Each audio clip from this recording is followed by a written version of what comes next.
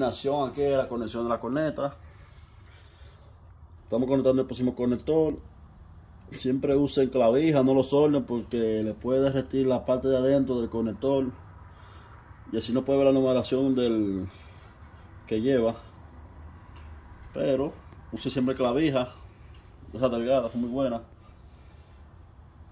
para que sea más estético el trabajo. Esas son las clavijas de que usamos, mi gente. Miren, cuando vayan a hacer esta clase de trabajo, de verdad que sí, recomendable para se mire mejor el trabajo también.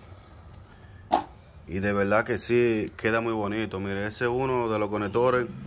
Yo voy a poner dos conectores, uno arriba y el otro aquí abajo, en el medio. Viene siendo esta de aquí.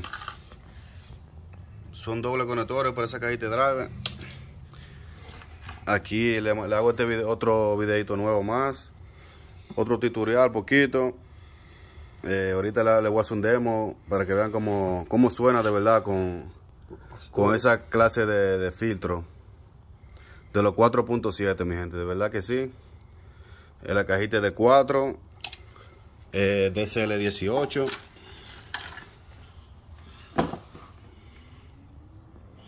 Y como le digo, de verdad que sí, se los recomiendo su filtro. En un ratico más le mando un videito sonando para que vea cómo suena. Muchas gracias. Hola mi gente, así es como quedó la cajita de driver conectada. Como le dije, es un conector aquí arriba y el otro hacia abajo. Doble conexiones. Así es como quedó, como suena con los filtros, como le dije.